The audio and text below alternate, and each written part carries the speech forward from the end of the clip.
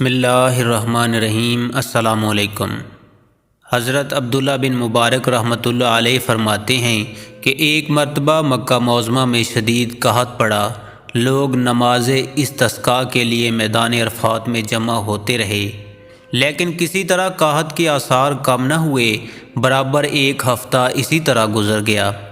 چنانچہ آئندہ ہفتے جمعے کی نماز کے بعد لوگ پھر عرفات میں جمع ہوئے تو میں نے دیکھا ایک سیاہ فام ضعیف و ناتواں انسان ہے، جس نے 2 رکعت نماز پڑھ کر اللہ تعالیٰ سے دعا مانگی اور سجدے میں گر کر قسم کھائی کہ تیری عزت و جلال کی قسم، میں اس وقت تک سجدے سے سر نہ اٹھاؤں گا جب تک تو باران رحمت سے اپنے بندوں کو سیراب نہ کر دے۔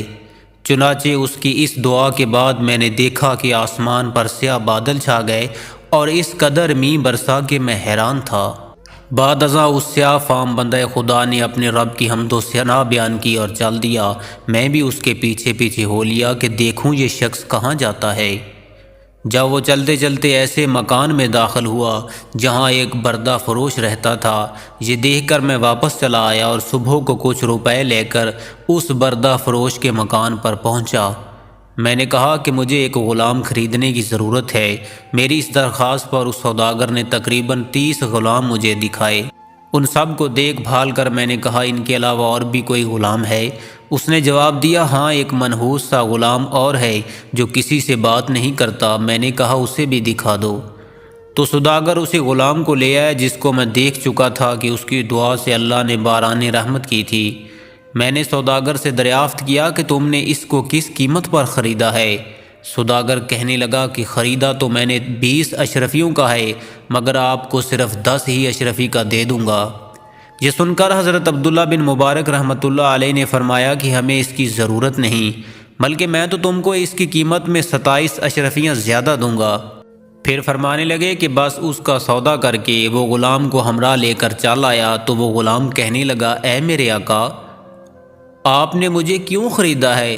میں تو کسی بھی خدمت کے قابل نہیں ہوں۔ میں نے عرض کیا کہ میں نے تم کو اس لیے خریدا ہے کہ میں تمہارا خادم بنوں اور تم میرے مالک بنو۔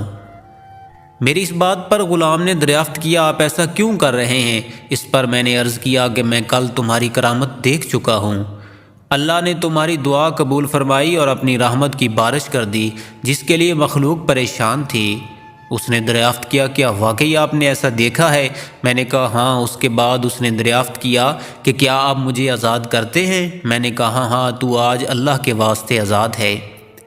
اس کے بعد میں نے ایک غیبی آواز سنی کہ اے عبداللہ بن مبارک، تجھے بشارت ہو، اللہ تعالیٰ نے تیری مغفرت فرما دی ہے۔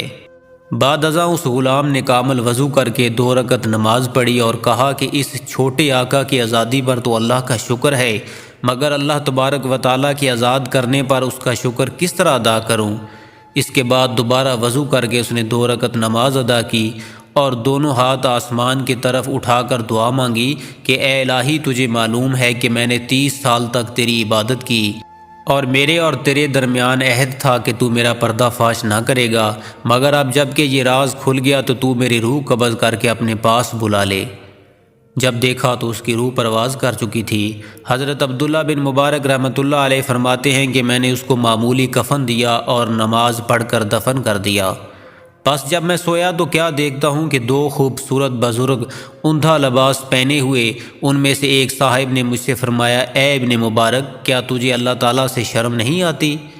اور یہ کہہ کر جب وہ چلے تو میں نے دریافت کیا کہ آپ کون ہیں؟ انہوں نے فرمایا کہ میں محمد رسول صلی اللہ علیہ وآلہ وسلم ہوں اور یہ میرے ساتھ حضرت ابراہیم علیہ السلام ہیں۔ آخر میں نے دریافت کیا کہ میں اللہ سے کس طرح شرم نہیں کرتا حالانکہ کثرت سے نماز پڑھتا ہوں؟ پر انہوں نے ارشاد فرمایا کہ آج اولیاء اللہ میں سے ایک ولی کی وفات ہوئی اور تم نے اس کو اچھا کفن نہیں دیا۔ چنانچہ جب صبح ہوئی تو میں نے اس غلام کی قبر کھلوائی اور کھلوا کر نہایت عمدہ اور نفیس کفن پہنایا اور دوبارہ نماز جنازہ ادا کر کے اسے دفن کر دیا گیا۔ اللہ تعالیٰ اس پر اپنا رحم فرمائے۔